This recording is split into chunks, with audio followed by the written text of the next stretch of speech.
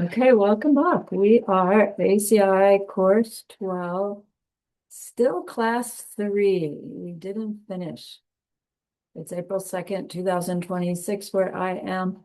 Let's gather our minds here as we usually do. Please bring your attention to your breath until you hear from me again.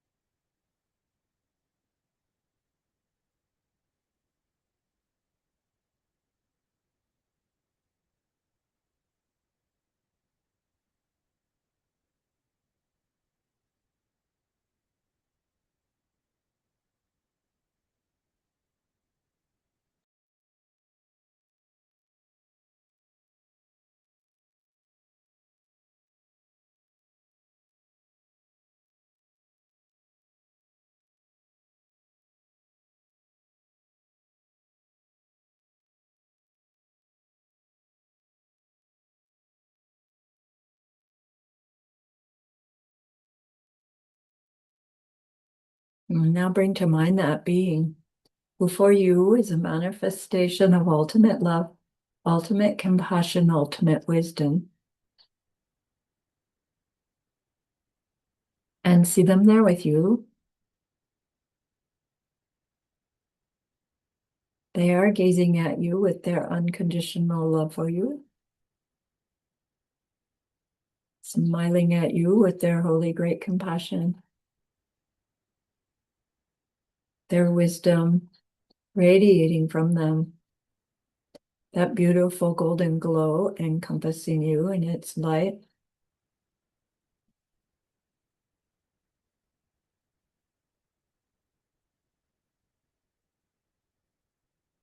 And then we hear them say, bring to mind someone you know who's hurting in some way.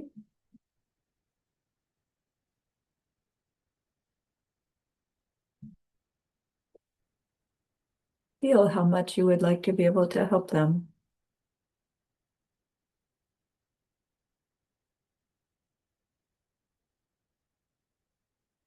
Recognize how the worldly ways we try fall short.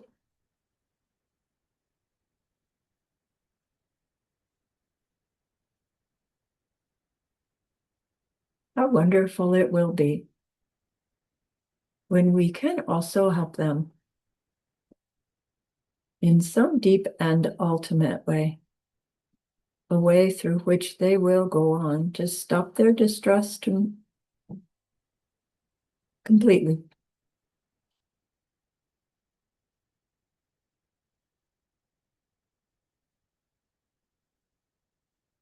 Deep down, we know this is possible. Learning about emptiness and karma, we glimpse how it's possible.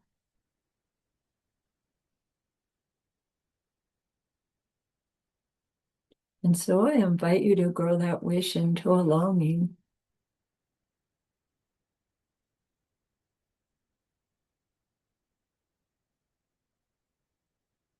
And that longing into an intention.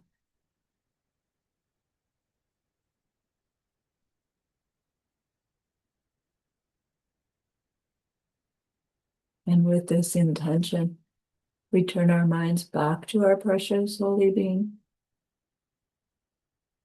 We know that they know what we need to know, what we need to learn yet, what we need to do yet to become the one who can help this other in this deep and ultimate way. And so we ask them, please, please, please, teach me that, show me that.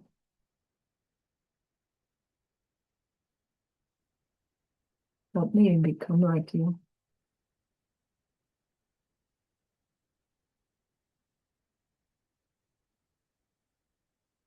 And they are so happy that we've asked, of course, they. Our gratitude rises We want to offer them something exquisite. And so we think of the pure world. They are teaching us how to create. We imagine we can hold it in our hands and we offer it to them, following it with our promise to practice what they teach us, using our refuge prayer to make our promise.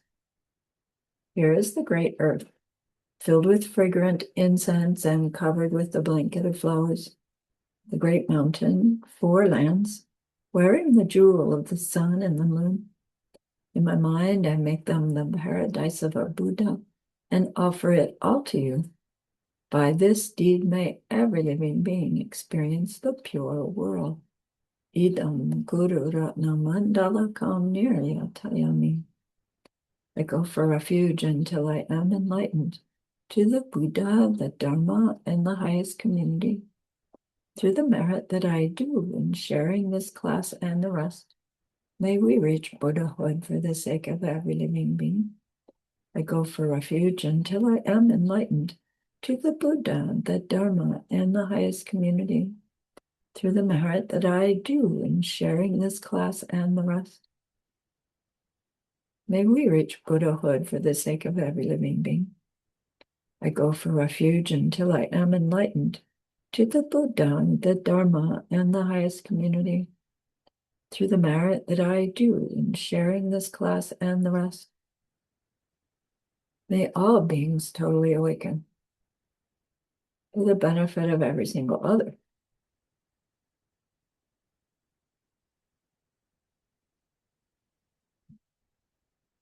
All right. So last class, we left off in that section where Master Shantideva is negotiating this apparent discussion between Mahayanis, who believe that things that function must be real, not self-existent, but they have to have some substantial reality in order to be things that function. And between that level of understanding that says there's no existing thing that can have any nature. And that level that understands what that means when they hear it.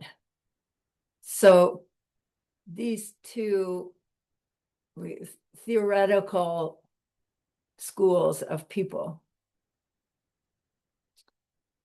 they're not actually having this conversation where they're answering each other's questions, this one responds to what this one says out of a misunderstanding of what they hear, and this one holds to what they understand to be true and don't really address the misunderstanding. They just keep asking, why are you saying that? Because to this side, they don't understand that. How could you misunderstand what it means to say nothing has any nature? Well, I see how you could misunderstand that. How can something with no nature be substantial enough to start a car, to be substantial enough to write a letter, be substantial enough for the boss yelling to make my feelings be so hurt? That has to be real. That can't have no nature. But do you see, we're misunderstanding of what no nature means. When we understand clearly what no nature means, we'll go, oh, no nature. Of course, no nature pens right and don't work as bicycles, of course. But I don't know about you, I'm not there yet. I still hear things have no nature. And it's like, well, then, even to hear, oh, things are nothing but my projection. Intellectually, I know what I'm trying to say, but like deep down, my mind goes, projection? That's just I don't know, right? It's like projections aren't real, they're like movies. Something happening in a movie, it's entertaining, it seems real, it's not. And it's like highest school would say, well, your life is exactly like a movie. It all seems like it's happening the way it looks like it's happening, but it's not. And it's like, it is so, right? It is so happening. Okay, it's not happening the way I think it's happening, but it is happening. And that's where we get messed up, shifting from what we would call mind only or lower middle way to higher middle way is this sense of reality and what to be real means to us. So we were talking about the discussion about how to see the illusion, because the what my middle way is saying is that there's a discrepancy between how we experience ourselves in our world and how those things, me, other, interaction between, actually exist, actually happen. And because we don't experience things true to how they actually happen, we are therefore experiencing things in a way that is illusory, right? It looks like there's water in the desert, but what's there is a mirage. If we were this wisdom being, we would look and we would see the mirage. And we would not fall for the water in the desert. Would we see water in the desert? Yes. But we would instantly know it as a mirage. So, I mean, technically, we do that after you've seen your first mirage in the desert, and then you see another one, you see the mirage first, or like at the same time that you see the water because you know the water can't be there. But it's like a good analogy. So, middle way is trying to show that what's meant by the illusion is the misunderstanding that our world is in it from it when it's not. Not meaning the world that we perceive is not there at all. Although technically, the yelling boss from their own side is not there at all. But the yelling boss happening is definitely there.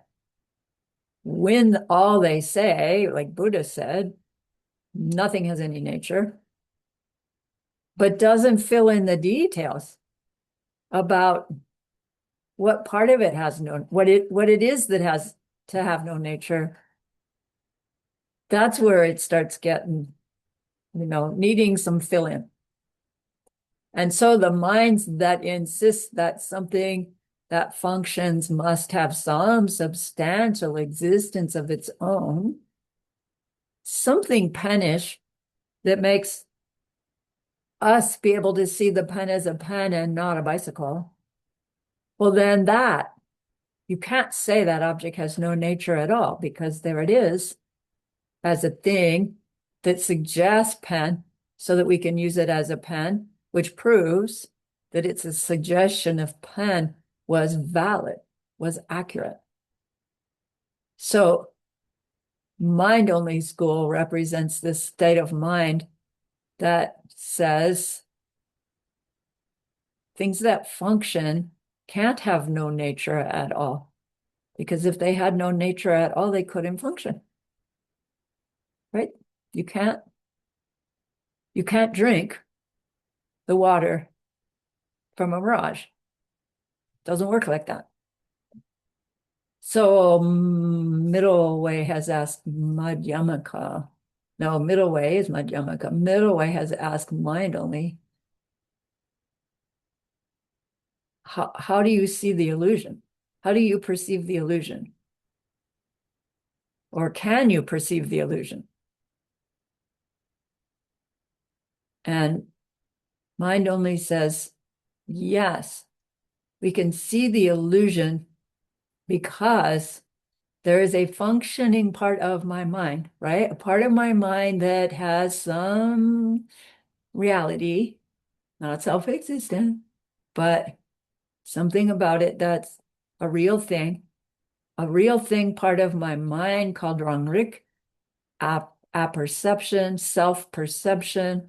That's this part of my mind that's always focused inward, that uh, is hmm, is always subject oriented, which means subject side is the self side, which is free of the sense of duality between object and subject. And it's like, what does that really mean? There's a part of our mind that is always aware of the subject,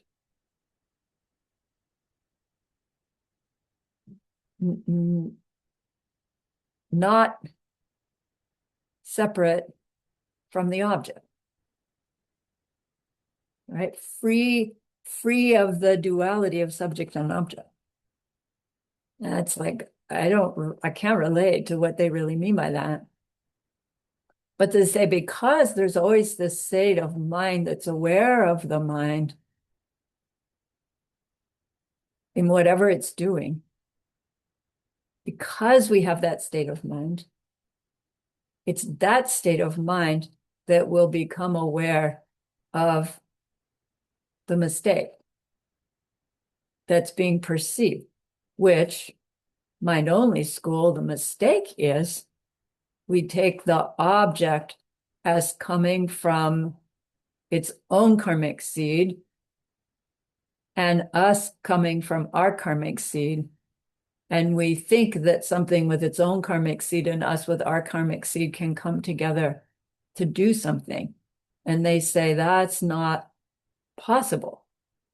It has to be all coming out of my karmic seed. So the functioning thing, object,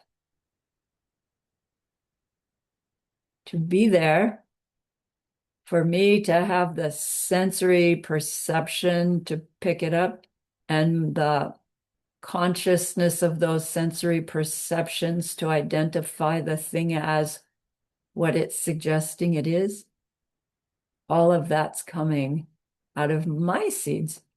Because if it's some other seed, I couldn't experience it.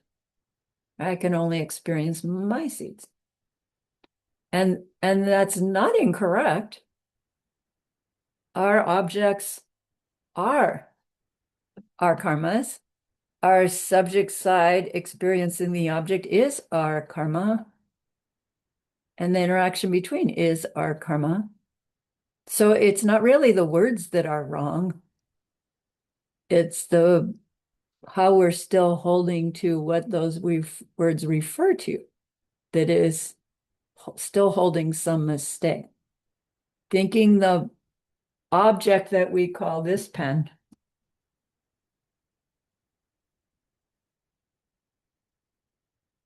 is totally, completely its own karmic seed, separate from the me here perceiving that object, the pen, and then using it to write. So to perceive the illusion then, from mind only, is to perceive that the object pen coming to me isn't forced from the pen's karma. It's forced by my karma to bring the pen to me and it and my perception of it. So I think we were talking about last time that as functionalist believers, we do believe that things that work have some nature of their own. And even to see the illusion isn't to see that that's not true. Now, when we dig in deeper to mind-only school, probably we're going to find, well, technically it is true. But we don't hear, even digging in deeply to mind-only school, that they finally come to say, oh, those functioning things, they really don't have a nature. Because by the time you're there, you're not mind-only school anymore.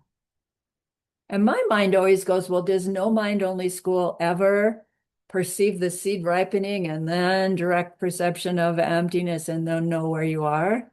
And it's like, I don't see that addressed. But it's like once we have the experience that Geshe Michael explains to us, whether that comes out of us when we're even on first level school or it comes out of us from mind-only school, when you come out of that, you don't go back to thinking mind-only school way, right? You recognize, whoa, my understanding of mind-only school helped me change my behavior to grow the goodness that ripened this, that I thought was going to show me the truth of mind-only school. But when I get out of it, it's like, oh, I see. I was just misunderstanding. Right. So it doesn't negate the whole thing. It's like, oh, thank you. That helped me a lot. So where were we? Middle way. So says, see, because I perceive myself perceiving objects, there's my mind that can perceive myself perceiving the illusion. And middle way says, yeah, but Buddha said, the mind can't perceive itself. That's like a knife cutting itself. There can't be a state of mind constantly perceiving itself. And then middle mind only says to middle way, well, then how do you guys say it's possible to see the illusion? And why middle way doesn't just say it'll be your karmic seeds ripening? I don't know. Because that would be the answer, right? They don't say that.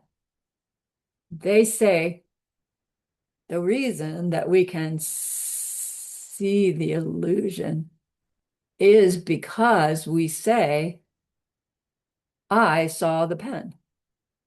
And it's like, what? Like, how does that help? These guys are the sarcastic rejoinder school, remember? It's like it gets frustrating. And mind only says, well, come on, you just said the same thing. There has to be two states of mind, the state of mind that says I and what it means by that, and then saw the pen and what it means by that. There has to be two states of mind. And middle way says, no, actually not. And I'll show you why. By way of this analogy, it's called the example of the rat bite. So the example of the rat bite for me is clear as mud. Even though I've studied it, I've tried to teach it. Every time I do, I understand it a little better, but I still don't understand it. So if in the end you go, what's she talking about? Don't worry. It makes some kind of sense, and we're planting some kind of seed that still is above me to understand. So don't just discount it, even though it sounds like that's what I did. Plant some serious seeds here for something I don't understand. So here's how the example of the rat bite goes. And it's middle way's explanation for why you don't have to have a part of your mind that's constantly aware of the subject in the non-dual subject object. I don't know, happening in order to see the illusion. So it goes like this. There's a bear who goes into hibernation. During their hibernation, a rat comes and bites them in the rear end. I don't know how a rat bites a bear with all that fur, but they do. It does not wake the bear up. They're in deep hibernation. They have some kind of, discomfort, but it doesn't shake them awake. Springtime comes. They wake up. They move. Ow! There's this pain. They look back there and there's this festering sore. And the bear's mind goes, wait, there was that sensation. It looks at the sore and it deduces, I must have gotten bit by a rat that had poison in its mouth, whatever. And so middle way says, so see, you don't have to have a state of mind that's constantly aware of the subject side of subject-object experience in order to be aware of the illusion or to be aware of the non-illusion. You don't have to have that subject state of mind. How does the bear and its rat bite show that? Well, if the bear had to have a clear subject side awareness of the poison in the rat bite in order to have a bite that was poisoned, right? A festering bite. Then when it got bit, it would have had to have been awake. Not that the bite would have had to wake them up, but they would have had a conscious subject side aware of the bite and the poison in the bite when the bite happened, and they didn't. But when the bear woke up and saw what that pain was from, their mind could deduce, oh, that blip in my hibernation and this was all a cause of a rat bite that I wasn't even aware of, bit me, but there it is. Its result. So they're using that as a way to say, you can have an experience that you can then say, I got bit by a rat when your conscious mind wasn't there at the time that you got bit.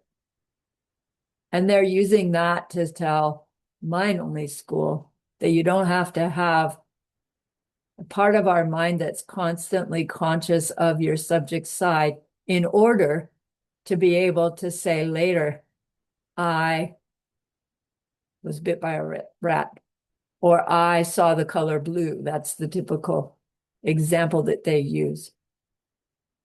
But still, it's like, how is that helpful? How does that help me understand how and why the boss is yelling at me and how I should respond? Anyway, so I get to say, cook it. However, I'm going to read to you the answer key because it is a homework question, not a quiz question, thank goodness. Master Shantideva uses the analogy of the rat bite to explain how we can confirm the existence of a subject mind in an act of perception, even though there's no such thing as self-perception of the mind. So he's saying that a little bit differently from the way I just explained it. So it goes like this. Being bitten by the rat is an analogy for the experience of an object by the state of mind which perceives it. Yeah, that's why I'm reading it. Second part, the fact that the poison entered the body at the same time as the bite occurred is an analogy for the experience of a subject which exists at the same time that the object was perceived. So the bear did not perceive the poison going into its body when the rat bit it. The bear didn't even actually perceive the rat biting it. Even if it did perceive the rat biting it, it would not have perceived poison going in, because that's a different thing. Third, the fact that this particular moment, the subject does not experience itself is represented by the way in which the poison has not been experienced at the time when the bite occurred. Remembering the bite later on is the same as remembering the experience of the object. And then lastly, the fact that we remember the subject solely because we remember the object, even without the previous subject ever experiencing itself, is similar to the fact that solely through the power of remembering the bite, we deduce the poison which entered the body, which was not experienced at that time. So we can say that we experienced the poison entering the body even without experiencing the poison entering the body, because we have the result of it. It had to have happened. I had to have been there, even though I don't remember, says the bear.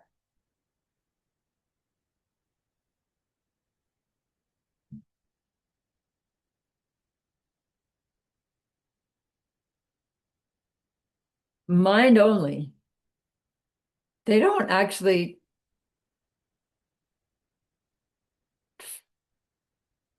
carry on in that thought. They give another argument for why the mind must have self-perception in order to explain our experiences. And they say, no, your mind can watch itself in the same way that a butter lamp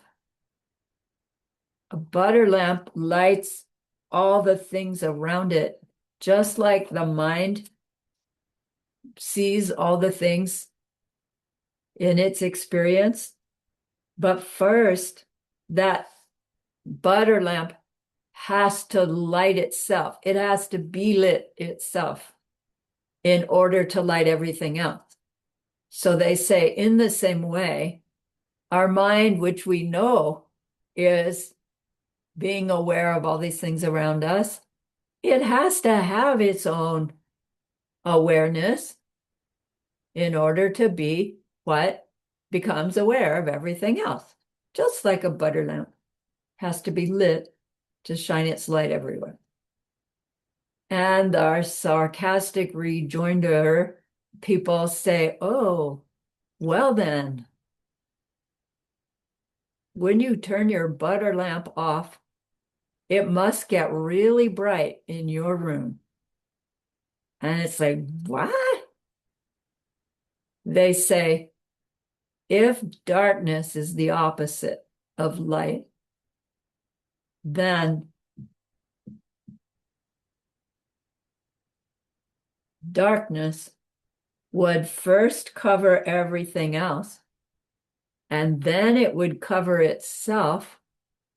And when darkness is all covered up, there has to be light. And it's like, wait, what? If darkness is the opposite of light. And that's where the argument would go. Is darkness the opposite of light? Is darkness what happens when you have no light? Because if that's true, when you have no darkness, you would have to have light. And that's what they're saying. If you say, because a butter lamp has to be lit in order to see everything else, my mind has to have a awareness of its subject in order to aware the subject. that the subject see everything else, then if your butter lamp analogy is valid for that argument, then covering up darkness would make things light, and that doesn't happen. So their analogy, they say your analogy of the butter lamp doesn't hold water for your argument. It would make their debate be a wrong conclusion. So middle way somehow gets to explain. They say, look, our mind perceives 65 different things every finger snap, moving from one to the next. That goes so quickly that our experience is me and my life. And that the point is the seeds that we plant by study, contemplation, meditation, and service with our growing understanding of wisdom, there will come a day when we actually catch ourselves experiencing the illusion directly. The seeds ripening into the pot on stove. That state of mind that's perceiving the seeds ripening onto the pot on stove to make pot on stove, that state of mind is also an illusion, in the sense that while we are experiencing it, that whole experience will seem like it's occurring independent of our karma, but it's not occurring independent of our karma, right? We're seeing the seeds ripen and we're thinking something's happening other than seeds ripening to see the seeds ripening.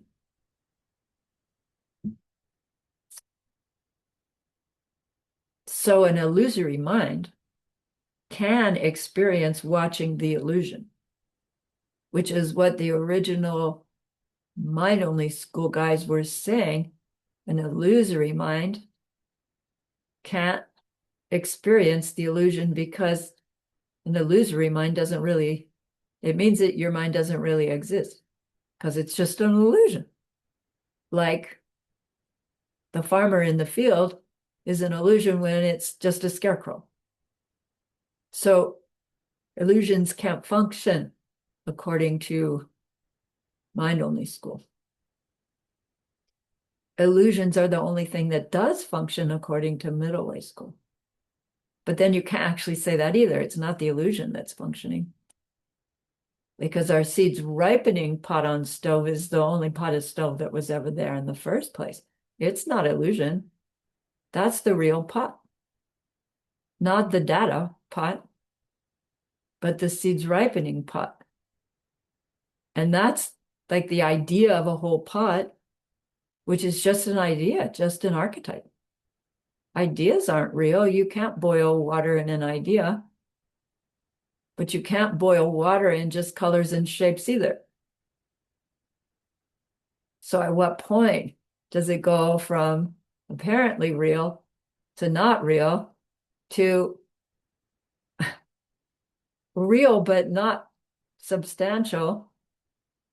Like that's where we're moving as we're moving through the schools.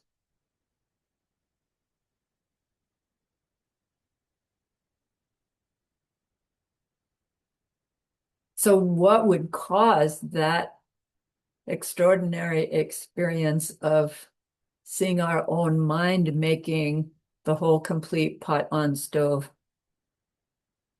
in the way that's actually accurate to how the pot on stove exists? It would have to be the result of countless kindness deeds towards others. And sooner or later, that projection of the direct perception of our seed ripening would be forced on us, just like our wrong beliefs that we don't know are wrong are forced on us now. The process will be the same. So to say things are an illusion does not mean they are ephemeral or unreal. It's to say that everything about me and my moment by moment awareness, my world, all of it is nothing but results of the karma made by what my mind perceived itself thinking, doing, saying towards what it perceived as other. And that means how I act towards those experiences imprints that mind with the influence that when that influence is the ripening experience, it is the next current moment experience I will have. And there isn't anything that we can experience that can exist or happen outside of that process.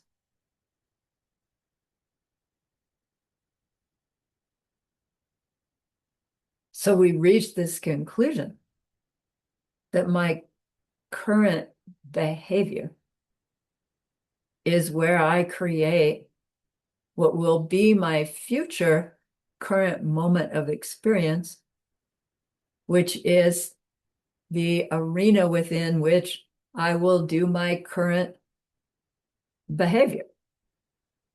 So where we want to be living always is in this current moment, responding to whatever's going on, because that's where we are creating what we want for a future, right? Which is not a future.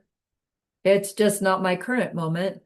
And it's not going to be the very next moment, but it's going to be some future current moment, which is really slippery, right? Just current moments. Okay, so that finally completes our class 3.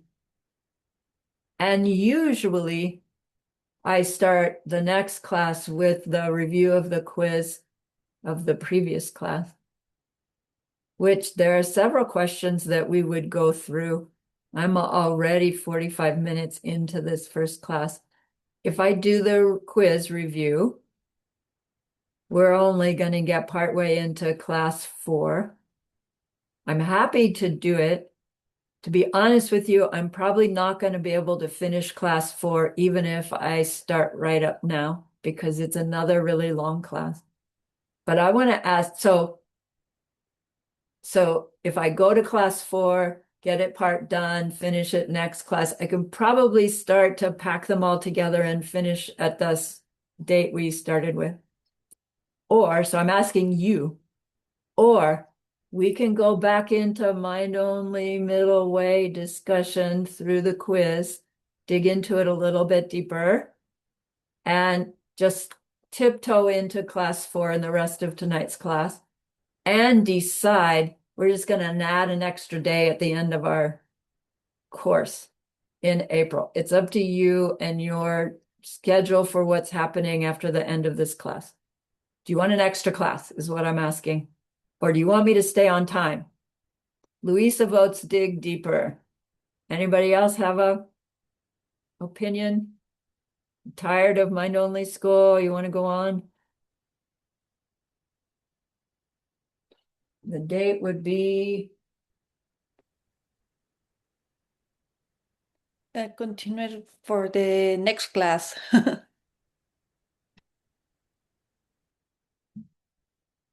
adding one more class would take us into the first week of May. So Louisa says extra class would be okay. What about other people? Is it going to interfere with something to go an extra class? Rocio wants to go on to class 4 right now. So I got 1-on-1. Somebody else has to vote. Julia, what would you like?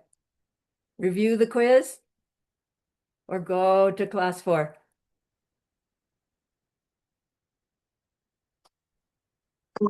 Class 4. Julia says go to class 4. I got 2-1. Daria, you have an opinion? Huh?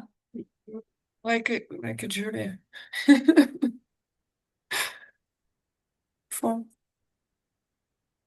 Go to 4? Did you say go to 4? Mhm. Okay. I think you're outvoted, Luisa. Lin Song, you have an opinion? Maybe you can't get there. You're driving somewhere. Claire, have a vote. You can put it in the chat. You could swing it one way or the other, you two. Okay, no vote. All right, so we're going to go on.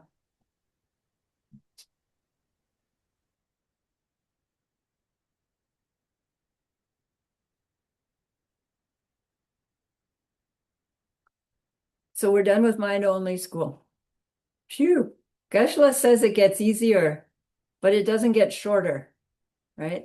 The classes are still long. He covers a lot of material. In Master Shantideva's chapter, now he's gonna go into a number of different, Geshe-la calls them proofs of emptiness, but he doesn't really give them as syllogisms. He gives them as different ways to look at things in order to help us understand what's meant by dependent origination and emptiness.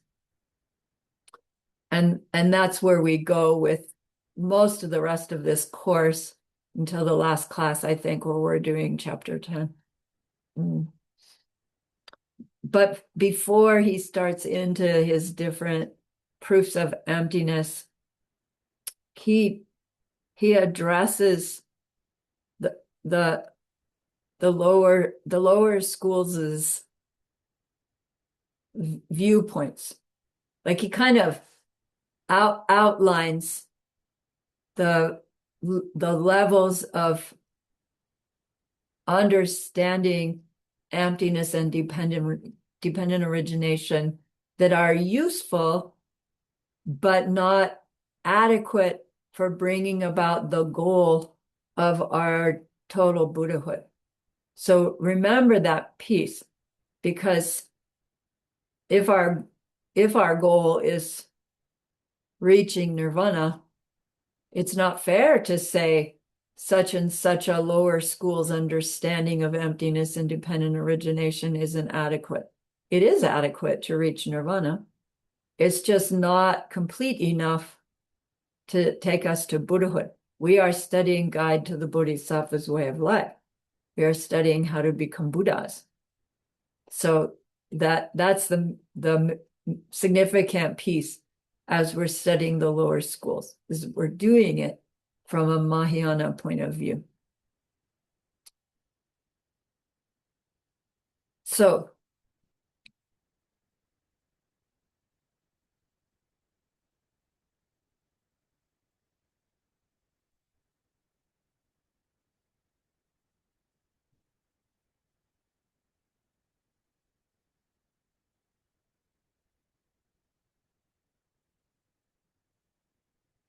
come on, fingers, do the job here.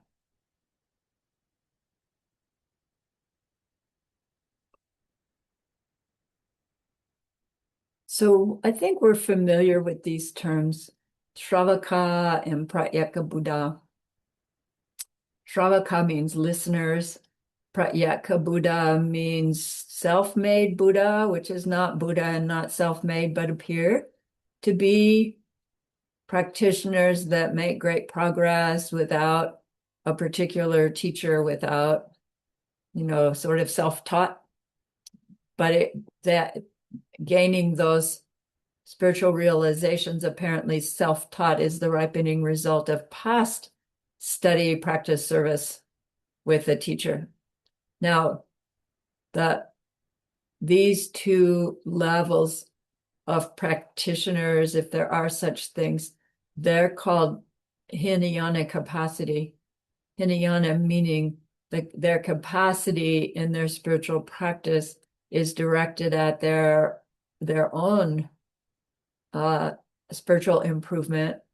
And there's a level of Hinayana practitioner who believes that the best that they can do is to close the door to a lesser rebirth. Like maybe they're untouchable class in ancient times where they wouldn't even have the opportunity to interact with people on a level where they could make enough goodness to aspire to anything more because they're so ostracized, right? So this isn't really a philosophical level as a circumstantial level that we could be in. So the Hinayana is not a derogatory term, oh, they're lesser or they're stupid or anything like that. But it does mean they have this belief that what their capacity would be in that life is to just make sure they're going to get another human life so that in a better circumstance so they could carry on their practice. Then there's also the level of Hinayana that has their goal set for their own nirvana because at their level of understanding, they believe that that's actually the highest evolution that a human can get. And this thing called Buddhahood, it's just off the charts.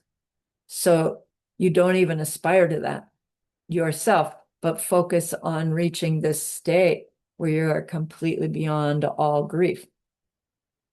And then in current days, there's a kind of Buddhism called Theravadan, which technically it should have a capital T. I'm just lazy about that. And they are said to be Hinayana practitioners, but it's not that they don't believe in helping people. It's not that they don't cultivate their compassion and love. They certainly do.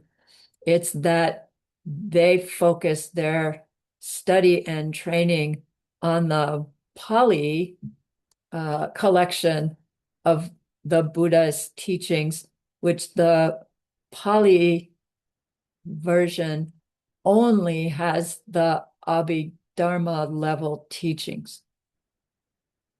And so they study the Pali Sutras, which don't have the perfection of wisdom sutras in them. And that apparently, maybe this is just theoretical, when they're presented with the Mahayana scriptures, they say, well, that wasn't included in the set of texts that Buddha taught. So, they're beautiful texts, but they're not words of the Buddha. Somebody else wrote those. And it's like, in a way, they're right, because who actually said the Heart Sutra? Avalokiteshvara. Bodhisattva Avalokiteshvara is the one who voiced it with Asanga, or no, was it Shariputra? And it's like, well, so Buddha didn't say that. He was just meditating there, apparently. So I don't know. It's I don't understand it well enough, but I do understand that there's a difference in focus of study between what's current Hinayana and Mahayana, but not that one's lesser and one's greater. Don't think like that. Okay, so however, that said,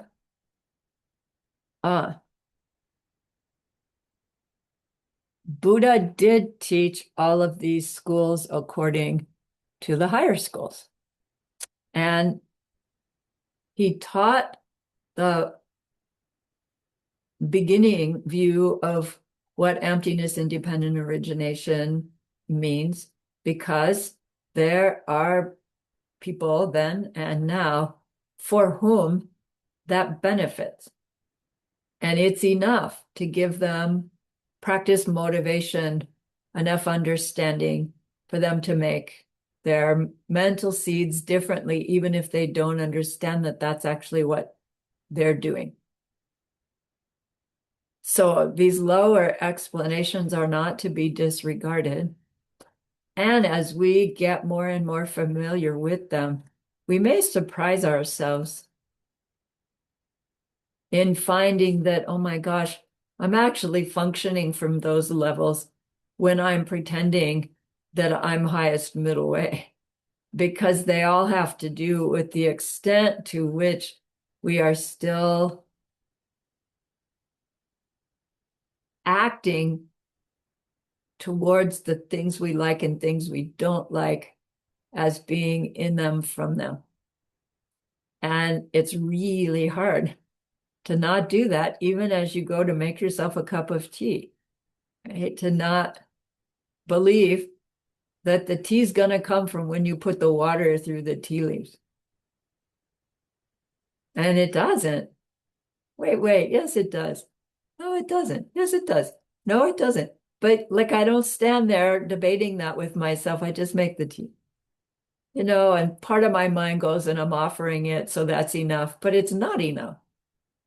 I really am believing that there's green tea in my cup right now. Okay, so their viewpoints are not wrong. They are just inadequate for helping us create the mental seeds that will force us to see ourselves as Buddhas someday. Important.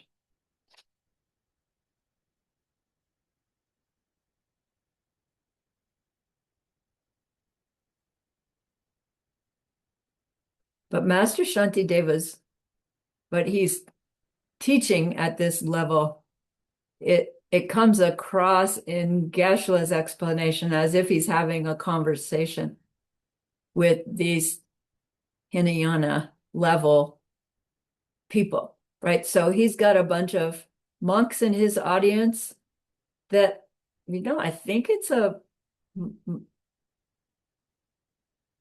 well, I guess not. It's a monastery, so they are all practicing Vinaya, and they would theoretically have as their goal one of these lesser goals. And maybe some of them have had some hint of Mahayana, but I don't know how many are actually Mahayana there. So he's talking to the Hinayanists, and they say to Master Shantideva, why are you bothering to prove emptiness to us? You don't have to see emptiness directly to get to nirvana. All you have to see is the 16 aspects of the Four Noble Truths. In Tibetan, that's called Mitak Sop Chudruk. Mitak really means mitakpa, not unchanging, changing. The 16 aspects, really it means changing, etc. 16. The 16 changing etceteras is what you need to see in order to stop your own suffering. To reach nirvana, that's all you need to see. What they're talking about is what we call the 16 aspects of the four Arya truths. So now we've learned that the term Arya, when it was being translated by the very early English translators, called it noble, as in royalty noble, special noble, right, better than everybody else noble, which Geshe-la says, it's technically not wrong, but it's inadequate, because Arya does in fact mean supreme, but it only means you are supreme to what you've ever been before, not just in that life, but in any life you've ever had, because of the impact your direct perception of ultimate reality has had on your belief system. So to say that the truths are noble truths, it sounds like, oh man, they're so high and mighty and special. But no, they are the 16 aspects of the four truths that become true for one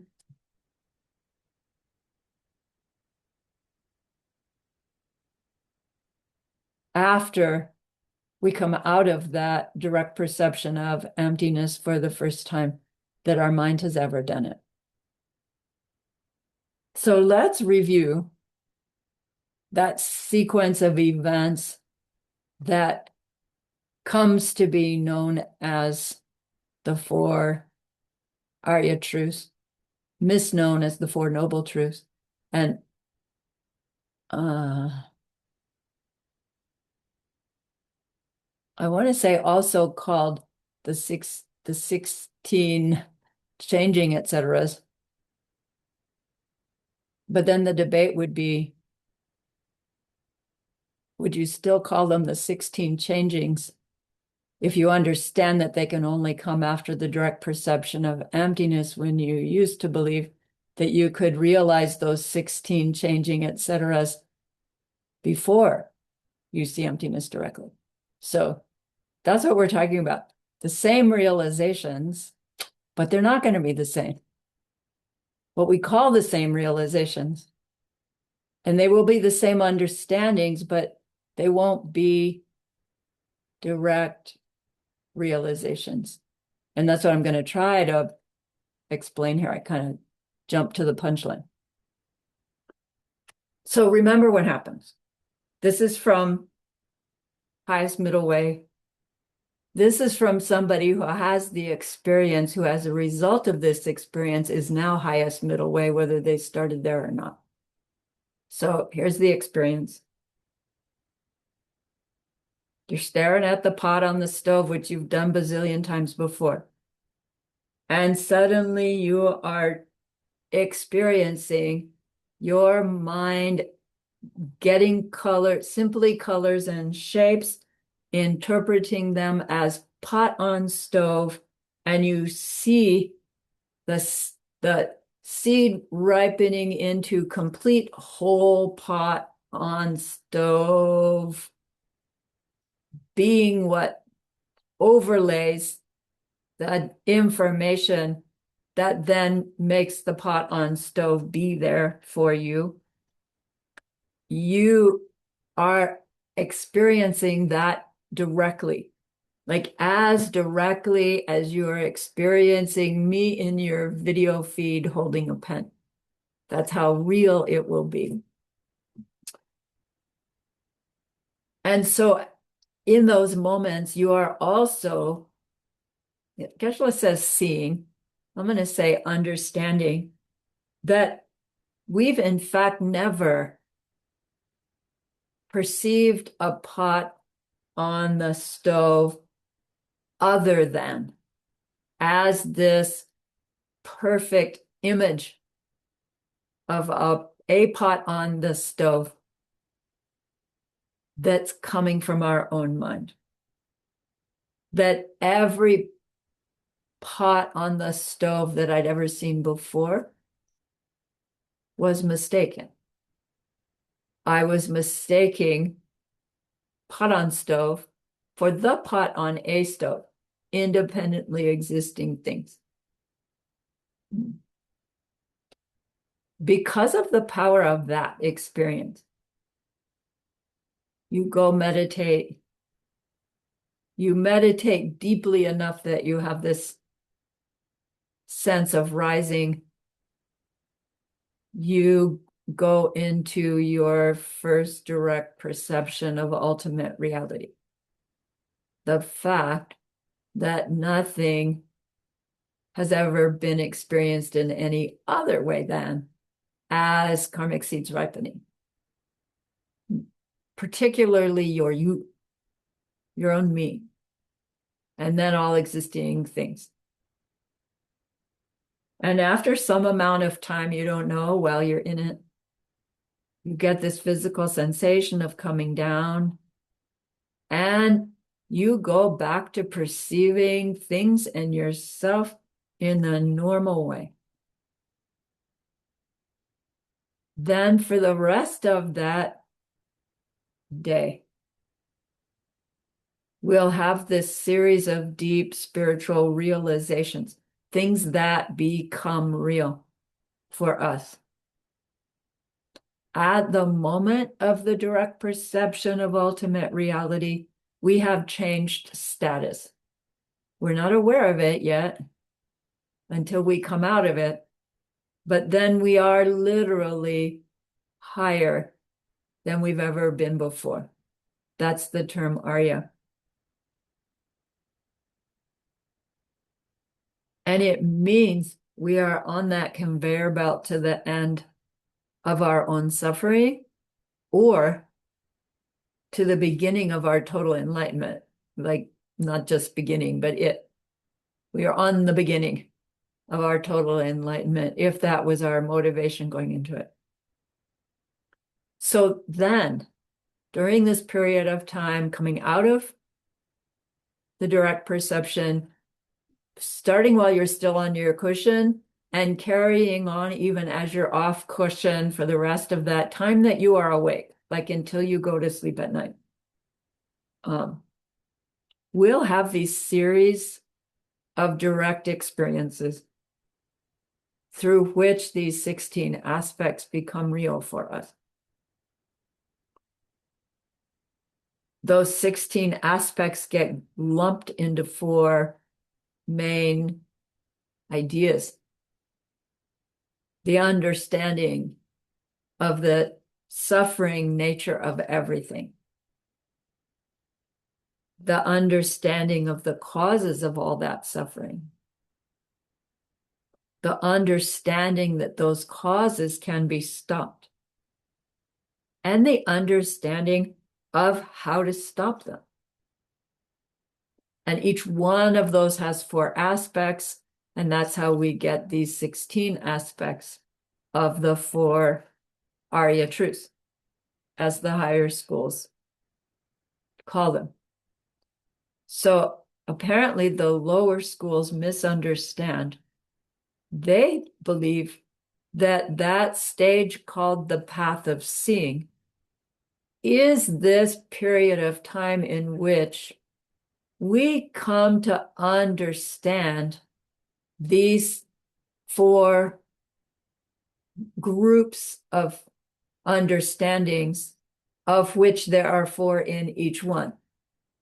So they say, when we have this deep understanding of the truth of suffering, it comes in 4 different ways. The truth of the cause, the truth of the cessation of the cause, and the truth of how to do it. When we have all 16 of those factors as realizations, real for us, then we have what we need to stop our mental afflictions and reach nirvana. What's wrong with that?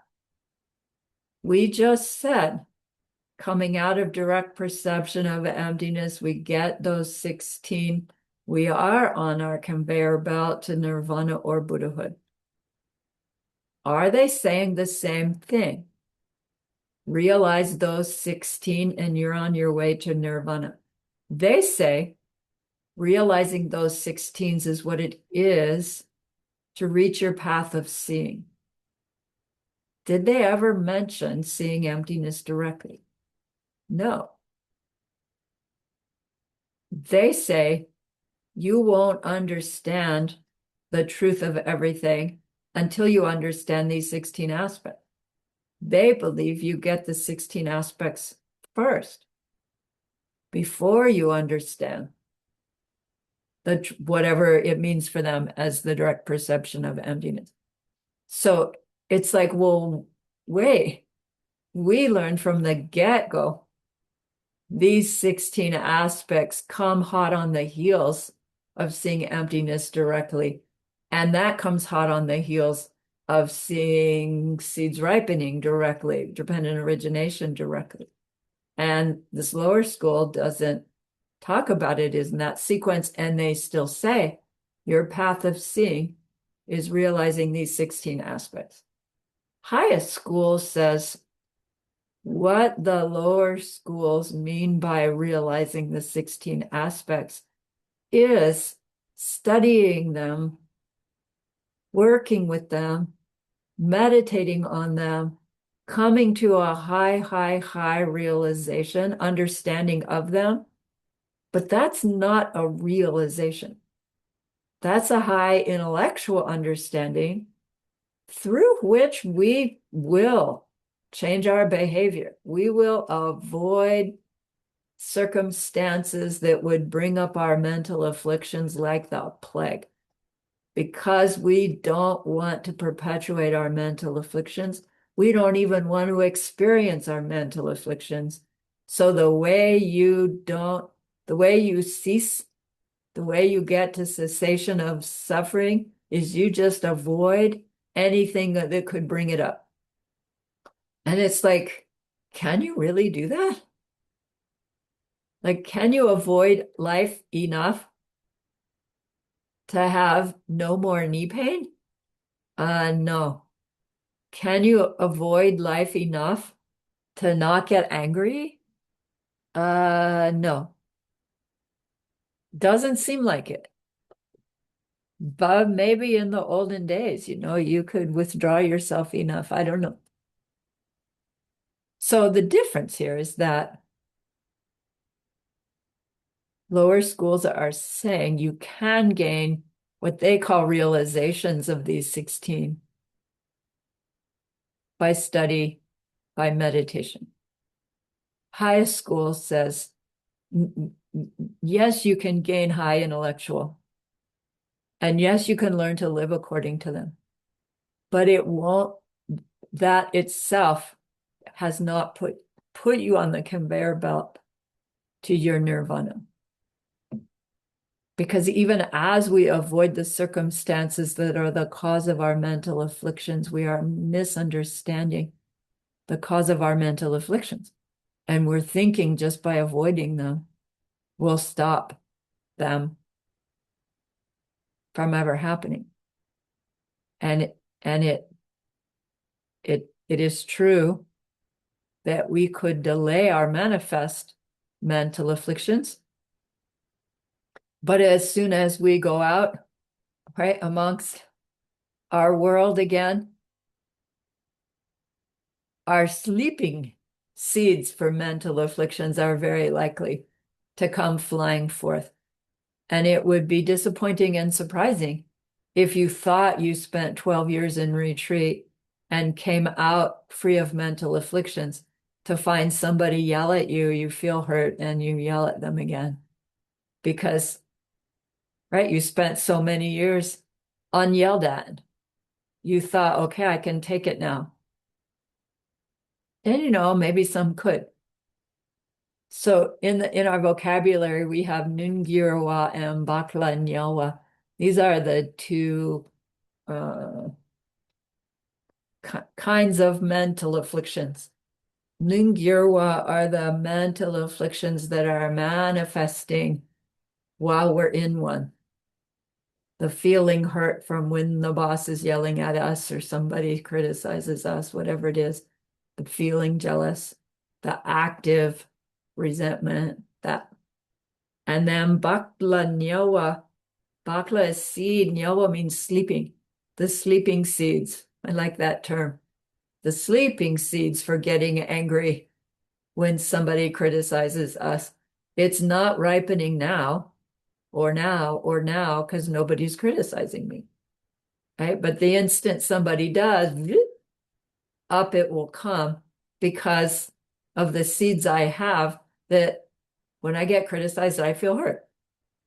They're like connected and I can't help it. But as long as those seeds are sleeping, I can't really know whether they're still in there or not until I step into an experience where somebody's criticizing me and I don't feel hurt.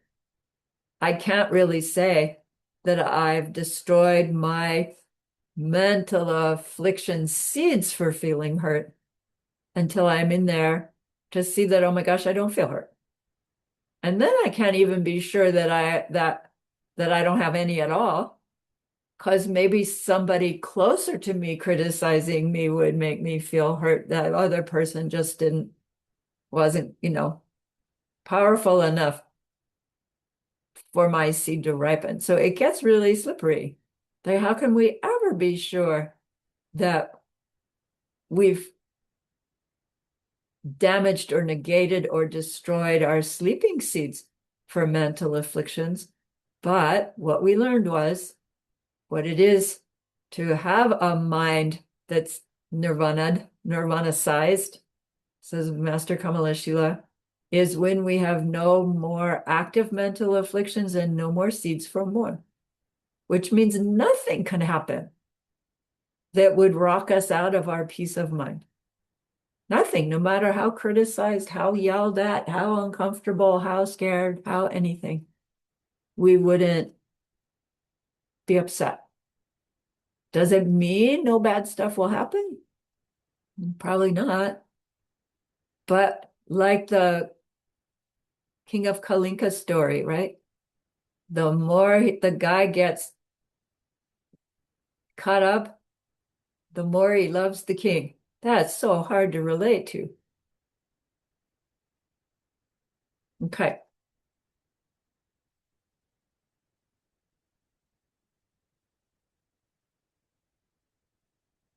So we can't, higher schools say, we can't fully realize those 16 aspects without first perceiving emptiness directly. Because perceiving emptiness directly means that we experience directly the fact that all those things that seem to be the cause of our upset, they have nothing in them that can make them the cause of our upset. Until we know that for a fact, we can't know for a fact the suffering nature of our world, of our me and my world, because the true cause of the suffering nature is our misunderstanding of where our very suffering comes from.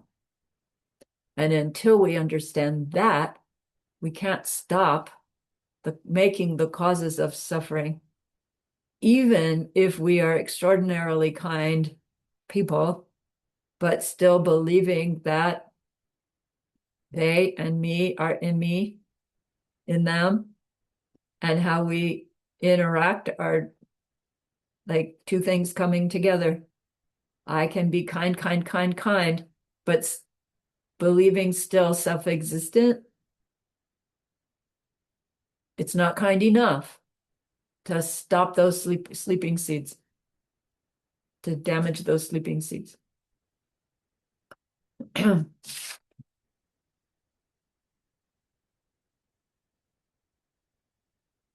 He gives the example, he's talking to mostly monks, recall. He says, probably when you get to go, oh, we should have stopped and taken a break. Let me finish this. He says, probably when you go outside of the monastery, you can't help but noticing the beautiful legs of the girls walking down the street. Those are active mental afflictions of desire. And maybe if you worked really hard, you could suppress that desire if you looked away. But he said, but if you were attending the funeral of your mother and you are grief-stricken, you will have no attraction to those beautiful legs, even if they're right there in front of you because you're so grief-stricken. But as soon as your grief fades away, right, you're going to be attracted to those beautiful legs again. He's using that as the example that we have manifest mental afflictions given certain circumstances, but not given other circumstances. But that does not mean our sleeping seeds for that mental affliction is gone just because they're not ripening at the moment.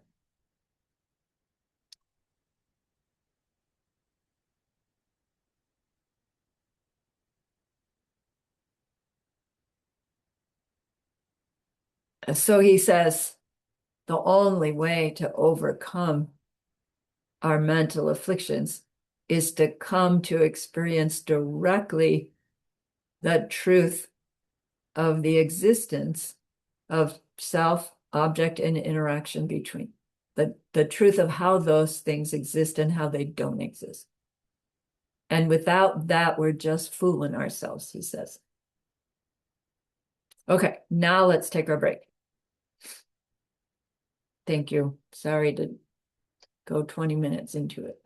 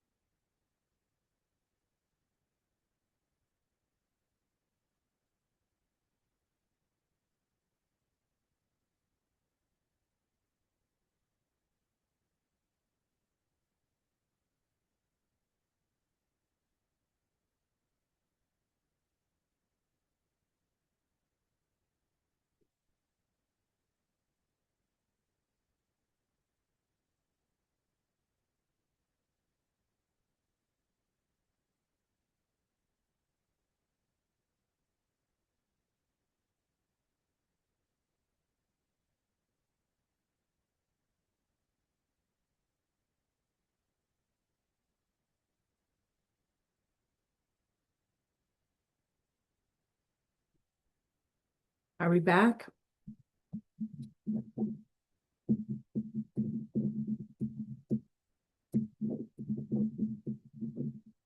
Okay.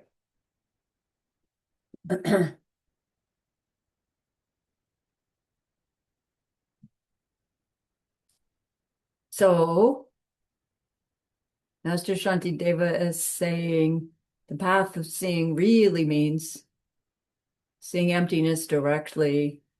And after that, you have this realization of the 16 aspects of the four Arya truths that you guys are calling the 16 aspects of impermanence that you can only use to suppress your mental afflictions until you've seen emptiness directly.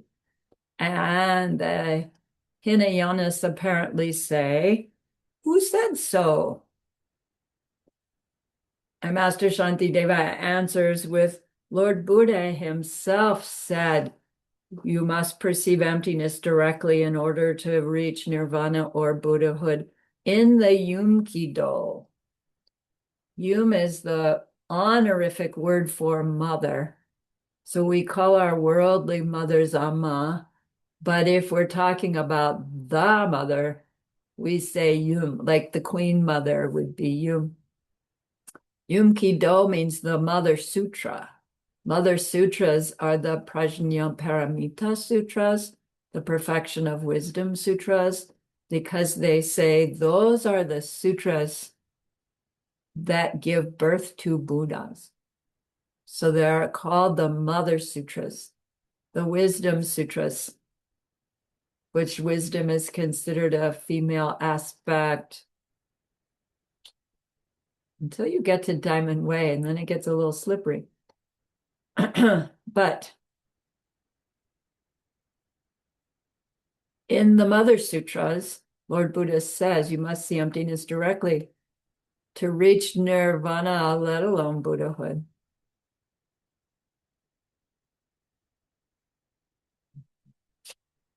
But these sutras are Mahayana sutras, meaning they're sutras of the higher vehicle.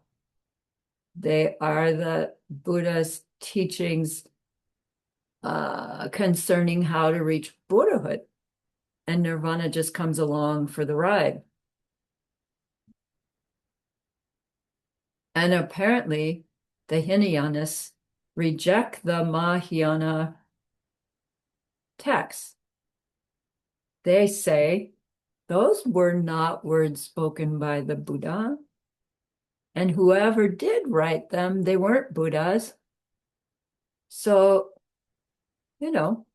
maybe they're great texts, but they aren't authoritative like our texts are, because ours were words of the Buddha. So Master Shantideva says, well, wait, how is it that you came to decide that your Hinayana sutras are valid, are authoritative? So their sutras mainly cover the topics of duwa, Vinaya, how to tame your wild horse mind, and the Abhidharma Koshakarika, which is the information about all the categories of existing things, how we experience them, how we experience our me.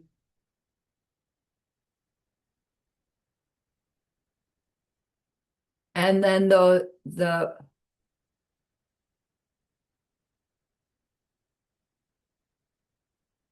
training for Hinayanas are in recognizing suffering, recognizing the cause of suffering, recognizing the cessation of suffering, and recognizing the Noble Eightfold Path to stop the suffering, through which we can stop our manifest mental afflictions.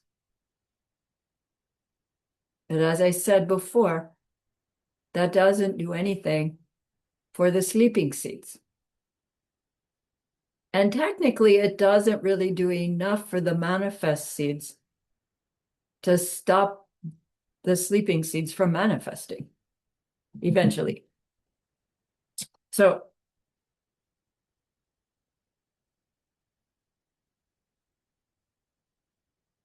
the Hinayanas say, well, look, you guys accept our texts as true, right? Mahayanas study Vinaya, Mahayanas study Abhidharma Kosha.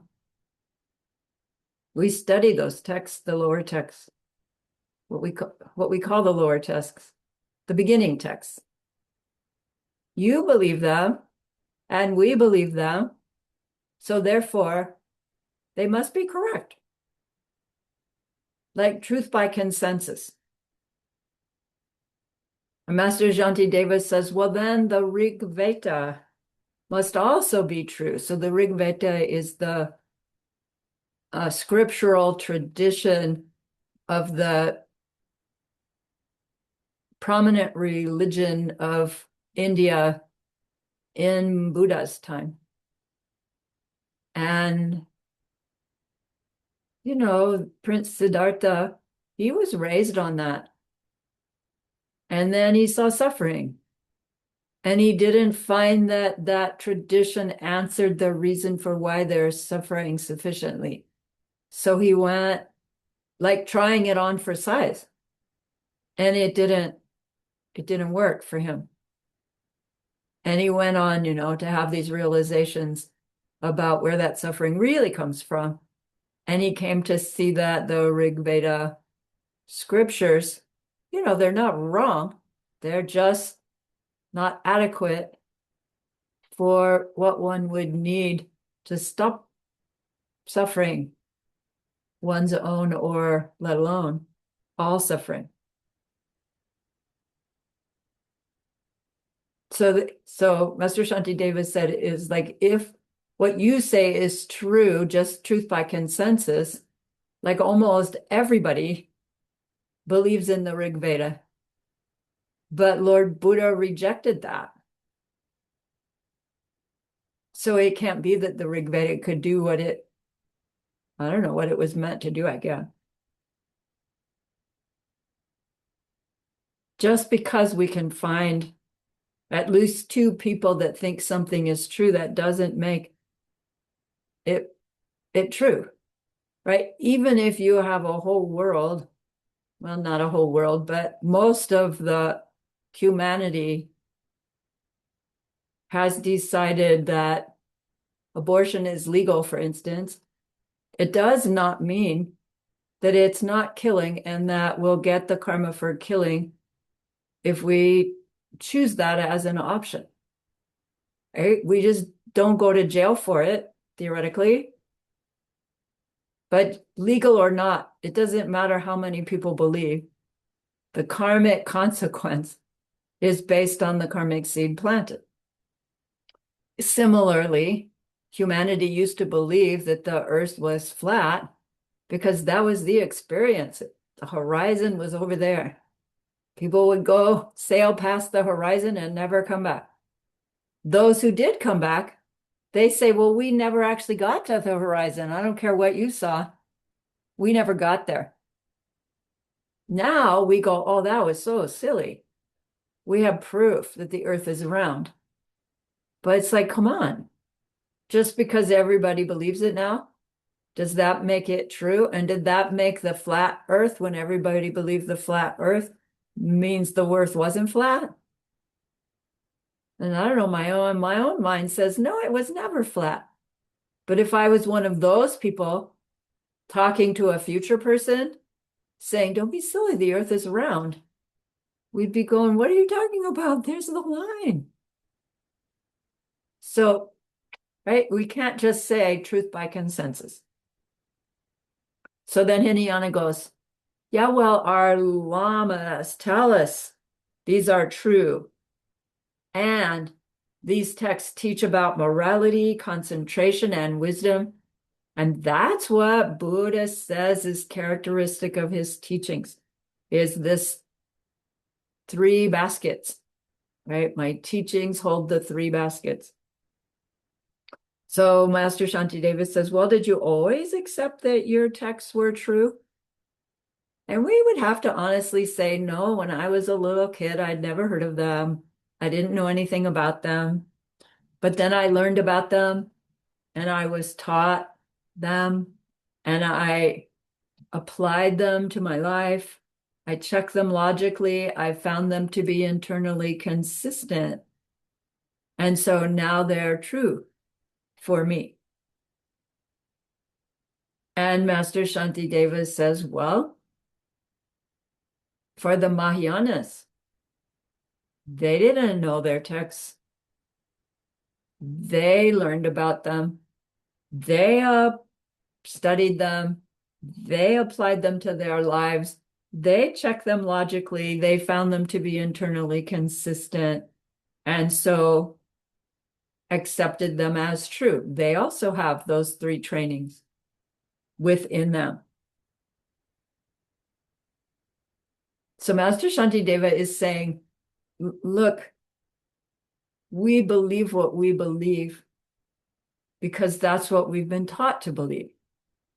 And if we don't question those beliefs, we aren't ever likely, right, to come to a different belief. If we just keep believing what we believing, we're not going to question it. You know, I think that's probably not true for most of us.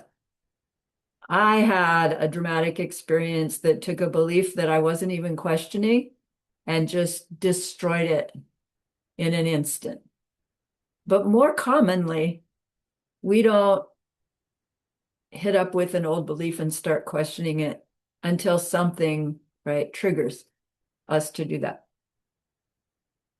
Geshe says, our elementary school teachers imprinted a lot of seeds in our minds with beliefs, things that we were learning and learning about that we took as truth, like history that we took as truth, that we didn't even know to question until we grew up and thought about it. And so in the same way, Master Shantideva is saying to the Hinayanists, don't reject the Mahayana teachings until you've looked into them and checked them out. If you're not willing to look into them and check them out, that's fine. But don't reject them as a reason to not check them out if you have the chance or the inclination. And then they say, and when you check them out, ooh, you'll find that you won't reject them, which is interesting. So Master Shantideva is agreeing that by understanding those 16 aspects of impermanence really, really well, we can stop perpetuating our manifest mental afflictions, but they will just arise again.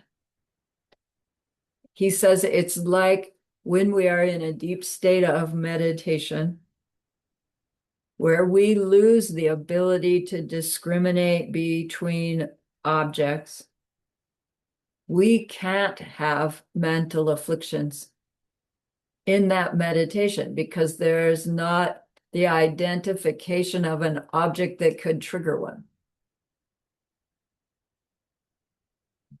But when we come out of that meditation, we'll go back to our old habits because the meditation alone is not enough to damage the reason we get a mental affliction in the first place. For that, we need to address the misunderstanding of where our upset comes from, the misunderstanding of how we plant the circumstances for the future experience that triggers that mental affliction again, without chipping away at the misunderstanding no matter how much we try to avoid circumstances, we won't be able to stop mental afflictions in their tracks, and we won't be able to damage the sleeping seeds enough to prevent them from going off.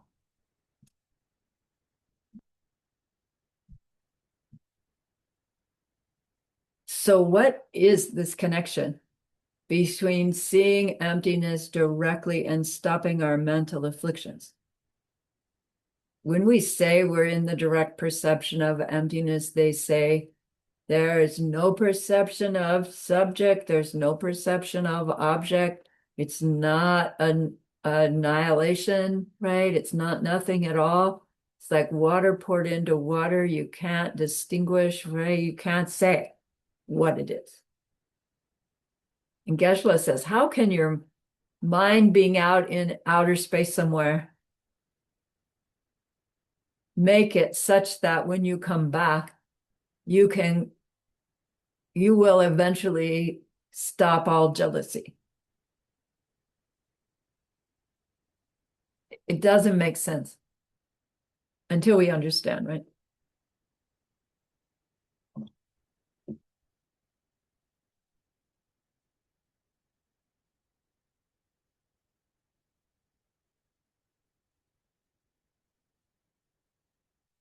So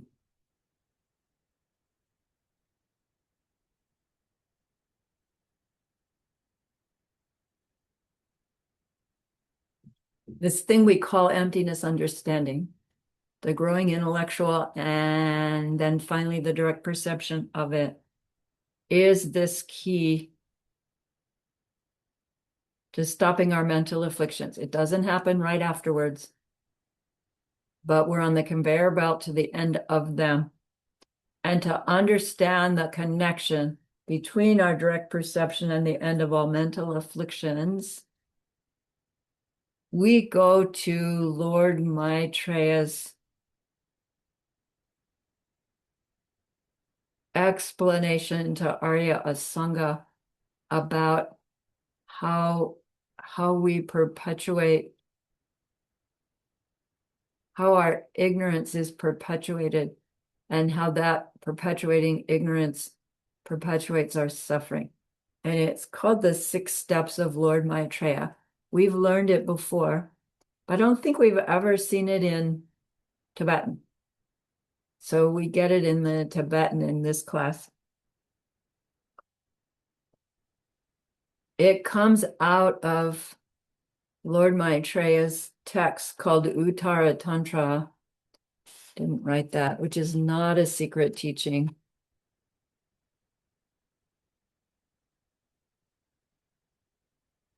In Tibetan, it's called Gyulama, which means higher line. And it's really a teaching about how a Buddha becomes a Buddha, which has to begin with the realizations through which we stop our ignorance that goes on to us creating ourselves into a Buddha. It's a beautiful teaching. It has been given. All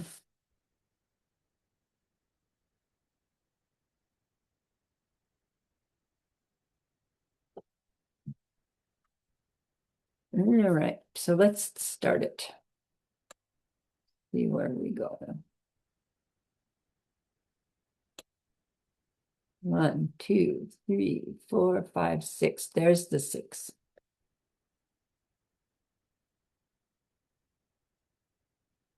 So Lord Maitreya points out that these 6, we call them 6 steps, like they're like dominoes falling, but it's actually happening like this, right? Fast, fast, fast. You can't really recognize this one and then that one and then that one. So we're going to study it as if we can. And then the task is to try to learn to recognize one of them when they're happening.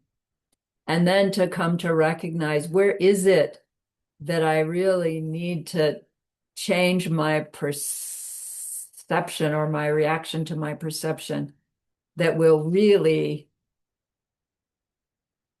be where I can cut the perpetuation of my misunderstanding. So it goes like this.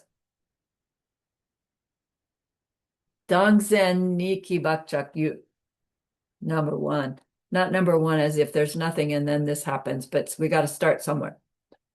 Dangzen means the tendency, how we hold the self. Zin is to hold, as in to believe, and dak means self. But here it's how we hold self, not meaning just myself, but how we hold to the selves of me and things. How we hold to self-existence is what it means. A self-existent me, a self-existent other, a self-existent experience between them. By self-existent, we mean existing independent of my seeds ripening on all these different levels. Dangzen Ni means TWO. NYI is TWO, two, the number two. The two kinds of beliefs in self-existence, meaning me and my parts, also known as me and mine, MINE, also known as me and my life, also known as me and my world. Like all of those are as if they are synonyms, even though they feel different, very different. Me and my parts is not me and my world. Actually, yes, it is. So the two kinds of self-existence, subject and object. Bakchak means seed. Yu means got it. The whole thing we've learned before means we are born with the seeds for holding me and object, subject and object, as having their natures in them from them, with all the different parts of that belief, all the different ramifications of that belief. We're just born with that belief, things in them from them.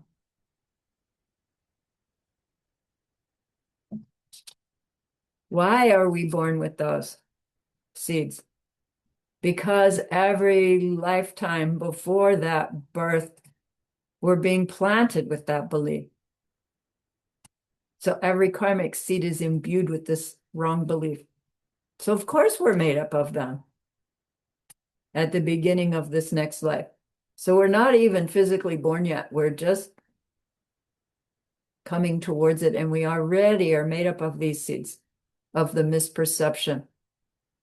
Then they grow. Kye means to grow. Dangzin Yi, the two beliefs in self-existence grow. Meaning they are ripening into our experience of me and my parts as having their natures of their own.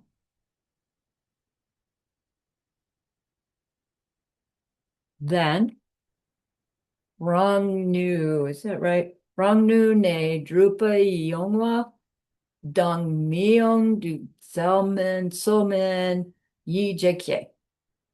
Grows Kye. What grows then is this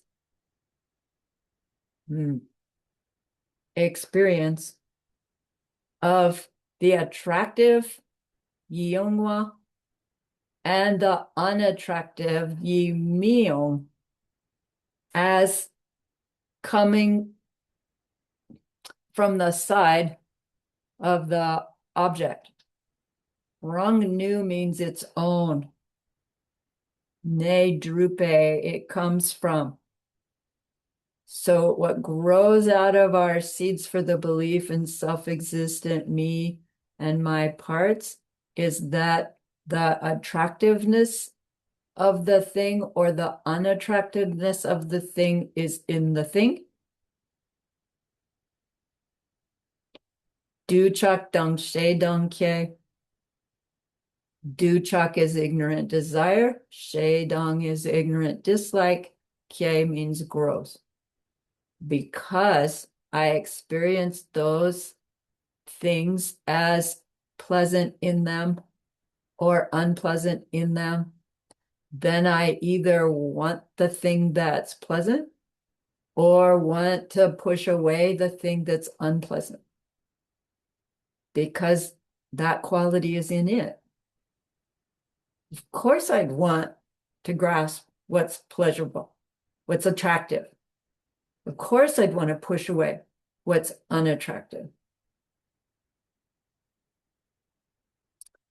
Next, le sak. Le sak means we wait, did I get that right? Right. Duchak. Le sak means karma. We do it. Le sak, we do karma. So just that's pleasant, I want it, like going towards it. That's starting the karma. That's collecting karma right there. But then instant with that, we our core, which means we do something, thinking that what we do will get the thing, to get the pleasure that's in the thing. Or we do what we do to avoid the thing, to avoid the displeasure that's in the thing, or the unattractiveness that will bring the displeasure. So you can see how from Lesak is just the, oh, I'm gonna do this. And then Korwar is the doing it. Seed planted. We've just perpetuated the whole thing. And it's not like you go back to being where you were before anything happened. This is all happening. So, like in real life experience,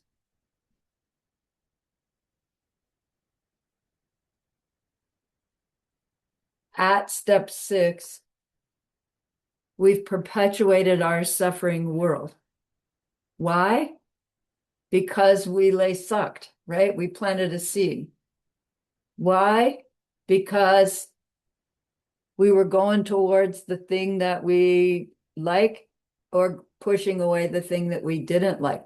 What's wrong with going towards things we like and going towards things we didn't like? Nothing wrong with that. It's the misunderstanding from thinking that the thing I like because there's pleasantness in it, because it's attractive. It's that misunderstanding that makes our liking mistaken. It's not wrong to like nice things. It's not wrong to dislike painful things, unpleasant things, harmful things. It's the blaming the thing that is wrong. Well, if you don't blame the thing for being wrong, is it wrong? That's where it starts to get slippery.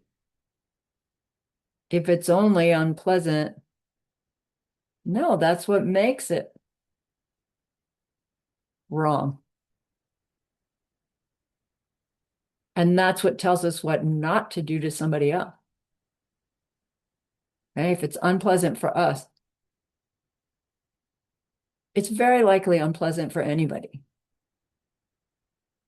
And so don't do that behavior to somebody else if you don't like it done to you. We understand that.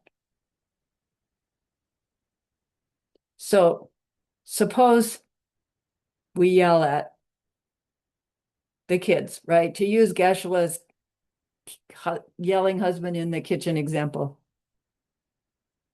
We yelled at the kids.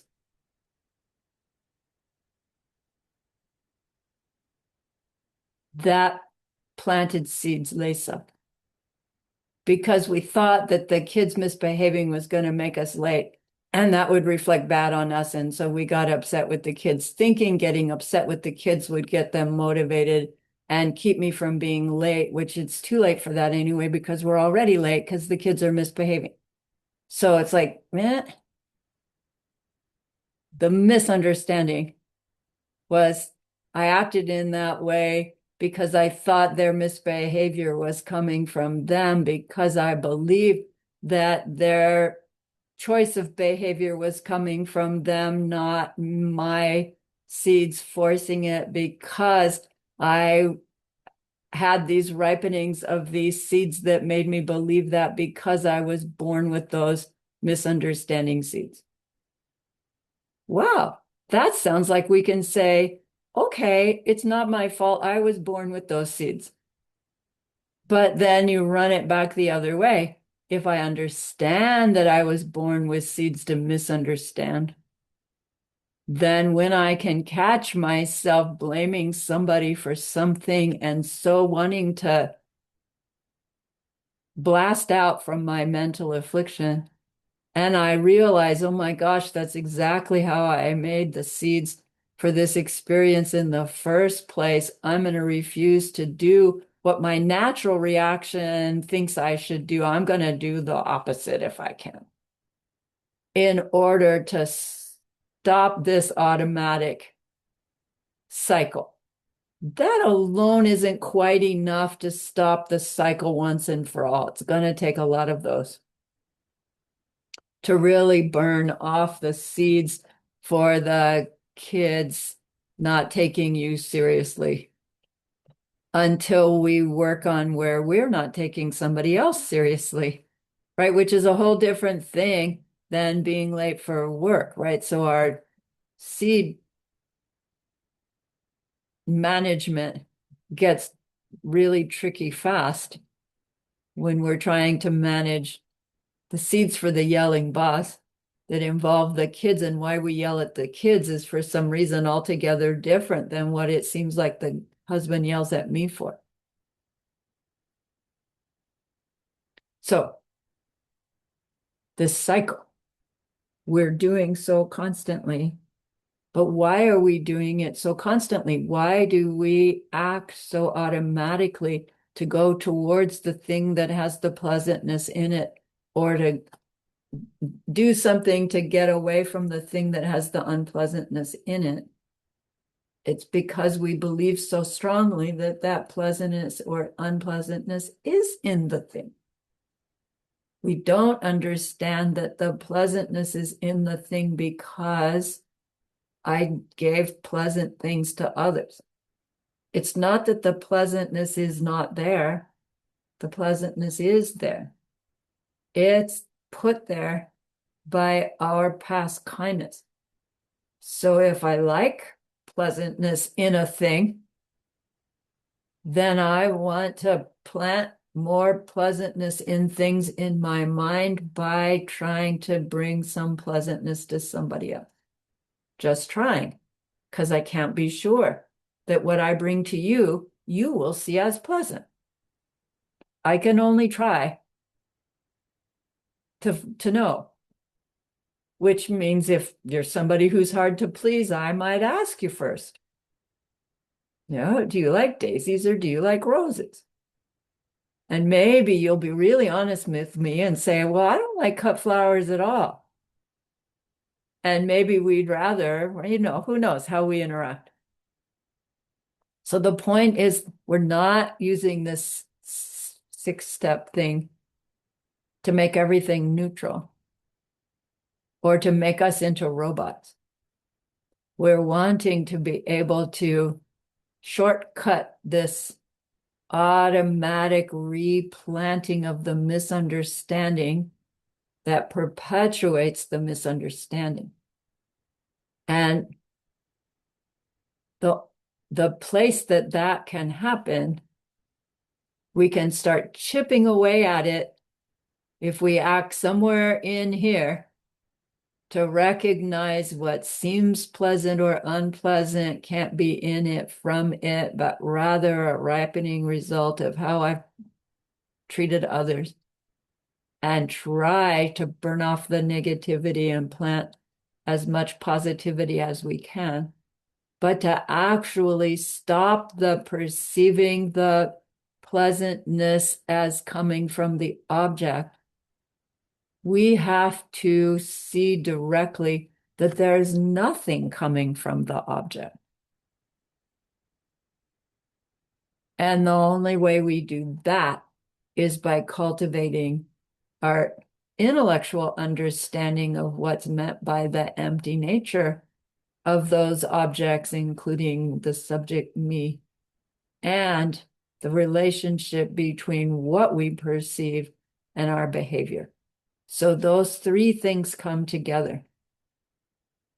If something has its identity and qualities in it, the way we believe they do, they have to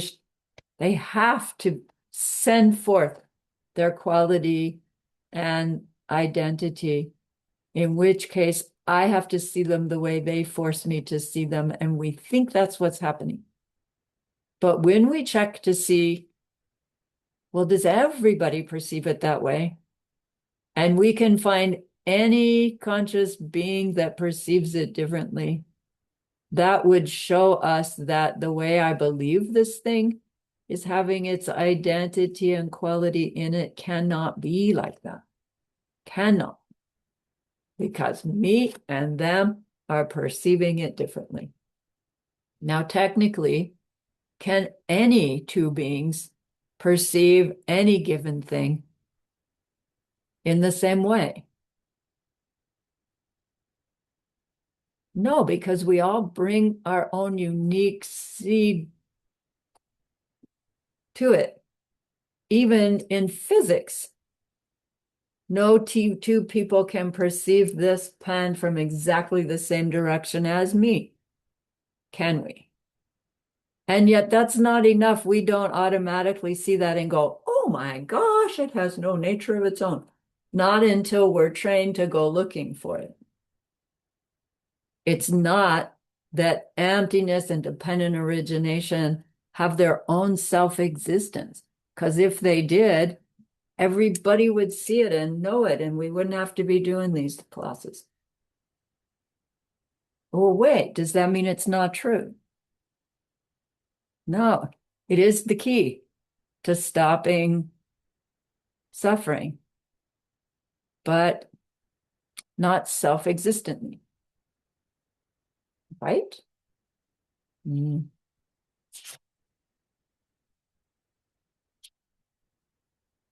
So the common theme is the ignorance.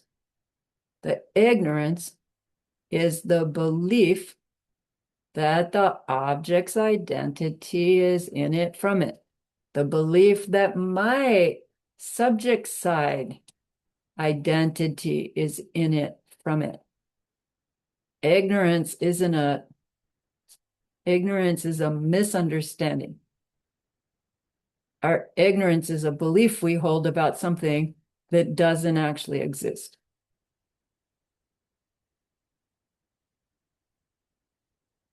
So it's not really a not knowing, it's a misknowing. Although we really don't know that our me is projected results of past deeds and nothing but. Because when we hear it said like that, ooh, it gets really slippery. I'm nothing but projections? Yes. Well, no, right? No, there has to be a real me. I'm the only thing I know really exists. I have to be real. Does saying my me is nothing but projections and my me is real, are those contradictory? Seems like it. But technically, the real me is nothing but projection moment by moment by moment. But then which one is it? This one or this one? And how long do I last? Well, wait, that makes me feel very unreal.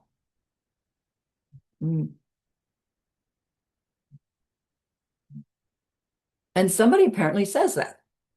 Or Master Shantideva reads somebody's mind who's thinking that, who says, well, I try to meditate on emptiness and it's scary because it feels like I'm going to disappear.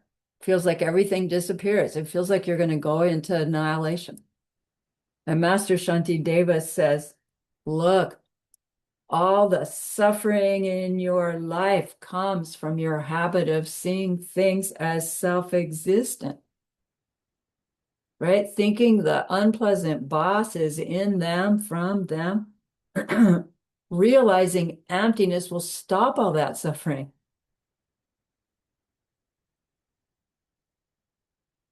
Coming to realize that everything we experienced is forced projections of our own past behavior gives us the tools to change our future, what's going to be forced on us.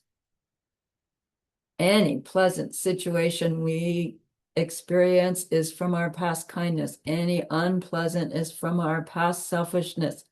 You decide how you want to react to any given situation. To not do that, to let life go on the way we do, he says, that's scary. Don't use it as an excuse to not try to see emptiness directly. Need some passation so we can be next month. Okay, I'm done in 5 minutes. Thank you. Need Gmail and some. Okay.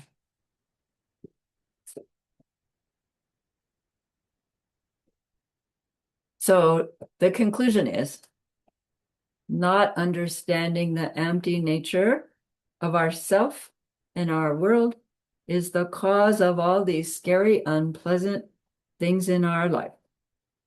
So if we want to stop those things, then the method of doing so is to meditate on emptiness and put up with the weirdness of it, says Geshe-la.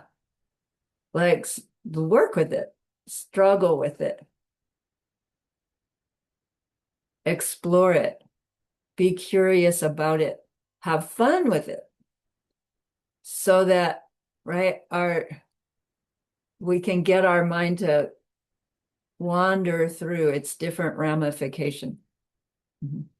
We have such goodness to have Geshe-la's precise explanations that it makes our task so much easier. And yet, in a way, if we take the words and decide we believe them without digging into what do they mean experientially, we'll just stay on a certain level of intellectual understanding. But if we take ourselves into them and really try to work on what does he really mean by that? What would that be like in my experience? It'll help us understand his explanations even more deeply.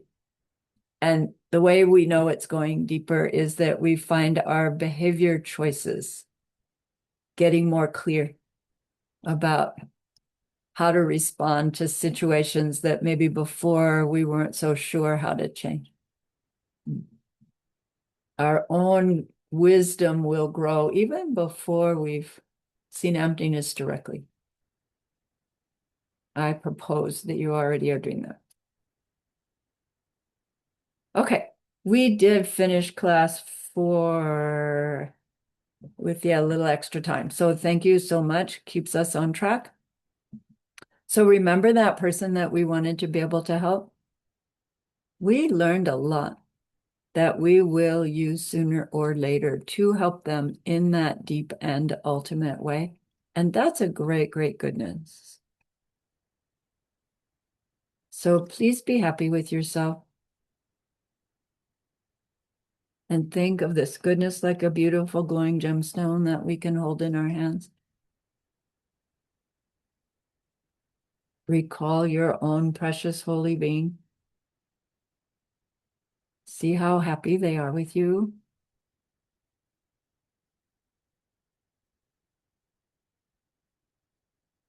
Feel your gratitude to them, your reliance upon them.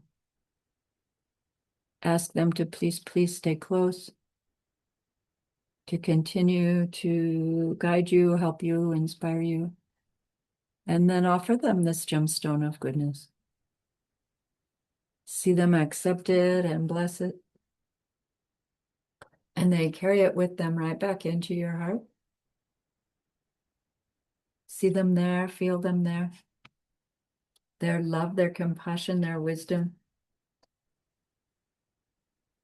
It feels so good, we want to keep it forever, and so we know to share it. By the power of the goodness that we've just done, may all beings complete the collection of merit and wisdom, and thus gain the two ultimate bodies that merit and wisdom make. So use those 3 long exhales to share this goodness with that one person. To share it with everyone you love. To share it with every existing being everywhere. See them all filled with loving kindness, filled with wisdom. And may it be so.